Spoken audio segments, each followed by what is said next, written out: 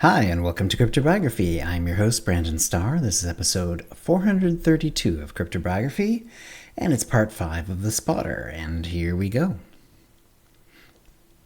He smiled. A combination of my night vision and training myself to use it since childhood, I guess. You're holding back, but that's okay. May I ask you something? Certainly. I may not be able to answer it. Your sight. Can it be taught at all, or brought out in others? He shook his head. No, I've just had this since basically forever. Well, I suspected that. I would like to make you an offer. He said nothing, so she continued. You've proven to my satisfaction that you have a strong sense of ethics and a set of skills that is unique. I'd like you to head up my security at my places around the world. Around the world? I have homes in 5 countries and businesses in 7. First thing would be a security improvement program like you did at my newest home. Then we'd go from there. So a permanent post? Certainly, or at least as long as you'd like it. $300,000 a year. Guy managed to hold his composure. He charged a lot for his services, but he could only take so many jobs per year, and it didn't add up to nearly that. I'd like to know more about your businesses, but I am leaning towards a yes. Excellent. I have moved into my home, the one you've already been to. Meet me there tonight. We'll have dinner, and I'll let you know some more. They shook hands and went their separate ways. Guy didn't do much that afternoon, other than try some research. He didn't get anywhere. It seemed that Ms. Chapeau, as he had named her, hid her ownership quite well. He brought a bottle of wine, trying to be a good guest. He knocked on the door. She answered, this time with no hat, no glasses, and no mask. She seemed to be Asian, though exactly what kind he had no idea. She had long, nearly black hair pulled into a ponytail. He held up a bottle of wine. You didn't mention what you're making, so I just brought something I like. It's red, but it goes with a lot of things. Thank you, she said, taking it. Follow me to the kitchen. As they walked, she said, I won't put up some sort of front. I didn't cook dinner. My chef did. It's basically ready for us. Thanks. I'm sure it will be delicious. Coffee? Tea? Decaf? Sure, some decaf coffee would be good. They turned a corner and entered the kitchen.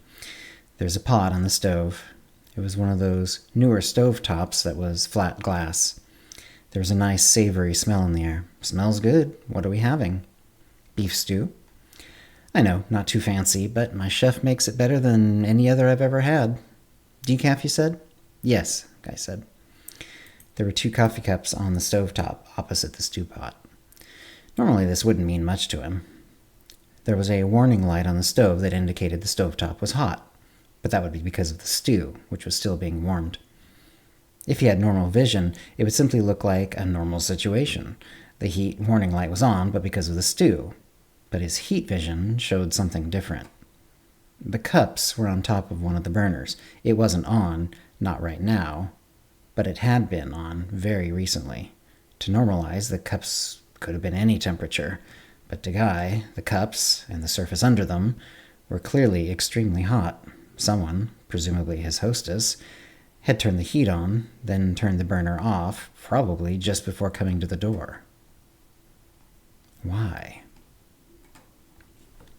And that's where we're ending today. I'm sorry it's a little bit short. If you're looking at the YouTube version of this instead of the podcast version of this, then you will see that my look has changed. So I'm wearing hats. I've changed my chair, which doesn't have a high back anymore, so I can wear hats that have brims all the way around. I've bought a couple of hat racks to sort of like add as the background, and I have a bunch of hats that I'm wearing on my streams. And and I also changed the artwork. I had a friend, I paid a friend to make a little cartoon version of me, and so I've been updating the artwork and changing the streams. There's been a lot of work on my actual regular Twitch stream this week. So the writing, I did some writing, but it's a little shorter than usual. So sorry about that. But if you come and see the stream. Hopefully you'll like that. And I hope you're, of course, more to the point, enjoying the story. And we'll continue on with it next week. Thank you for listening. If you have any comments or questions about this episode or previous episodes, cryptobiography@gmail.com, or hit us up on Blue Sky. And thanks for listening. Words and music copyright 2025, Brandon Starr, all rights reserved. Characters and events are fictional, fictionalized, or satirical.